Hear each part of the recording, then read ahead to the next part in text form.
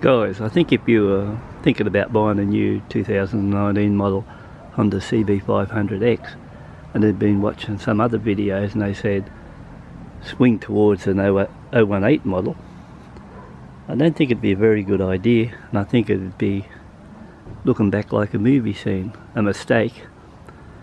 Big mistake. Like huge. And I'm actually basing my thoughts on this from experience. Like a few months back I owned the 018 model of this bike, and only a few weeks back I bought this 019 model, and after looking back at the previous one I had and riding this bike here, by far this is the better bike. More importantly, I also don't want to tread in on anyone's toes as I've got the earlier model bikes, because naturally when they were out and had their run they were good bikes, there's nothing wrong with them, and I was quite happy with my 0181 bike.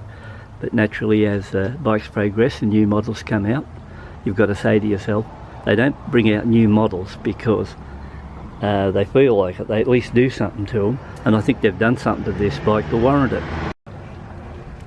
So if you ask me what would the key feature be to buying this bike, this is what I'd pick. For the new or advanced rider, nothing beats the new slipper clutch they've added to the bike. I think it's one of the best features on the bike, and I'd rate it as the outright best feature as far as for a new to the sport rider or the more experienced rider. You've got no idea till you ride this bike how fast you can drop down through those gears without the worry about a rear wheel lock-up or anything like that. And when you consider it's thrown on the bike for free on the new upgrade, I think that's one of the best features. And really, you should ride this bike, try that clutch, and then see for yourself how good it really is. Even if you had the earlier model and you want to fit a slipper clutch to it, it's not going to be cheap. They're not going to give it to you for $10, so it's not as if you can get out there and say this is a $10 mod and I can get in there and fit one myself and I can do all the changes. You'll find it's going to be a lot more expensive than that. Another point brought up now the test was that the trouble to read the instrumentation.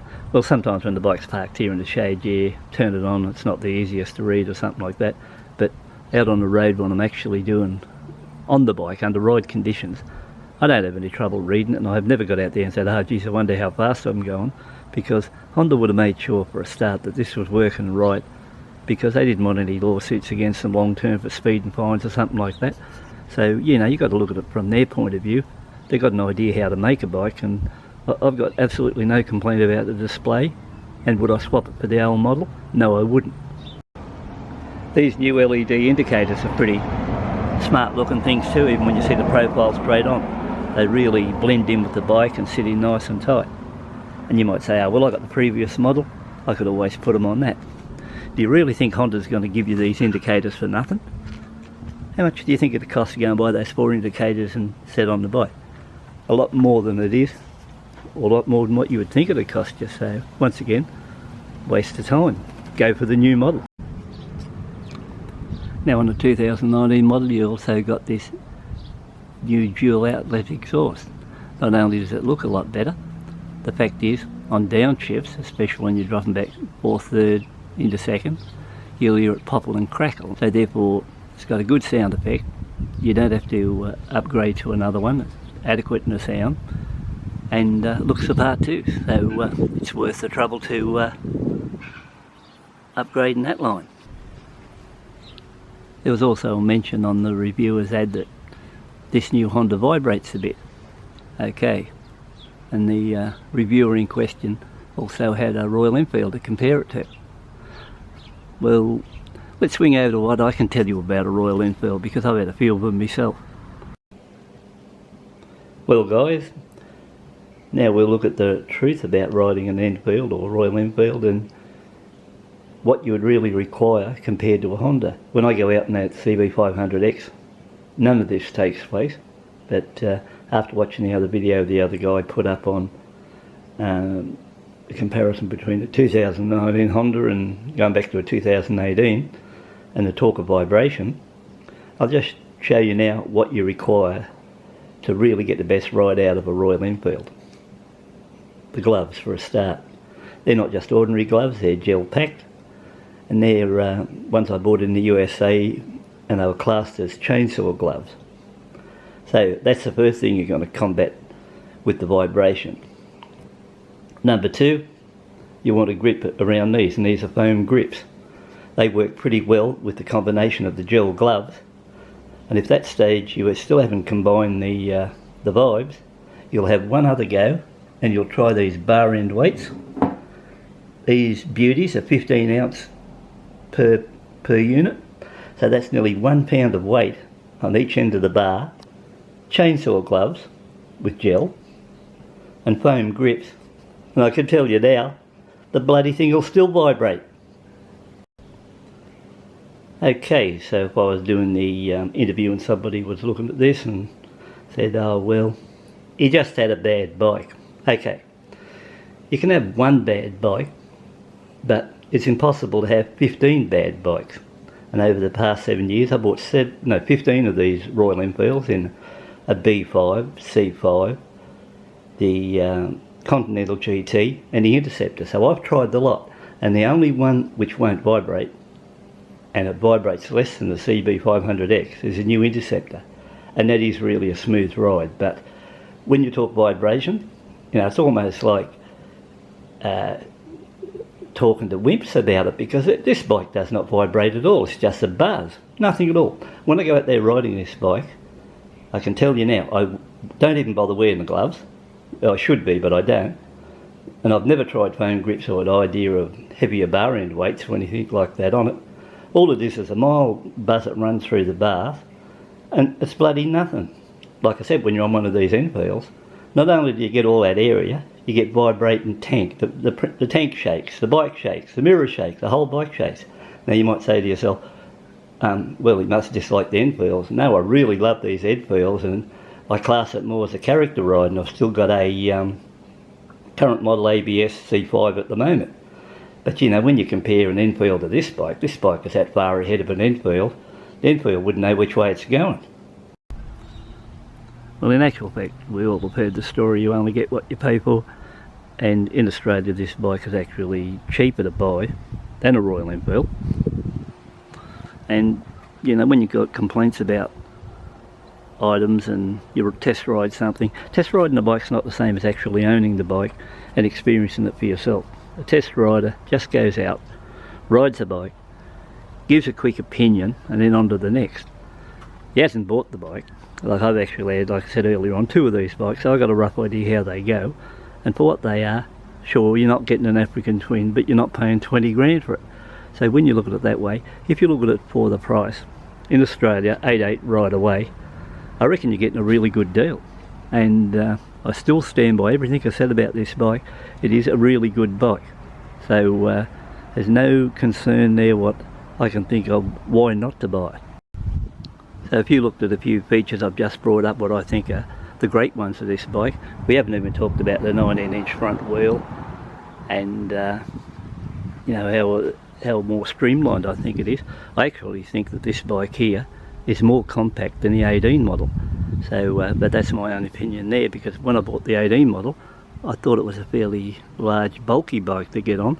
Since I've been on this bike, I don't really notice anything apart from it just sits a little bit higher, but apart from that, you know, very good bike. So overall, my opinion still stands on this bike. It's a really good bike, great value for money.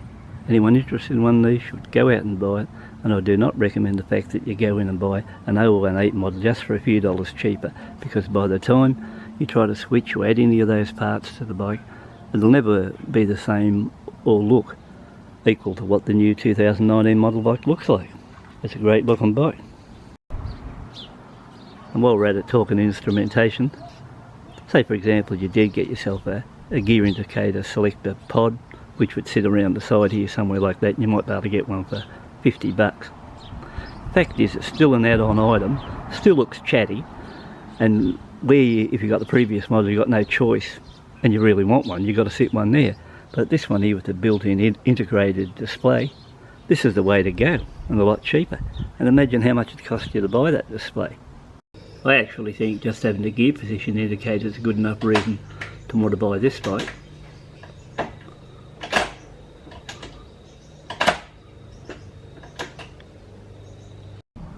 By the way, I've had no trouble either with this gear shifter thing.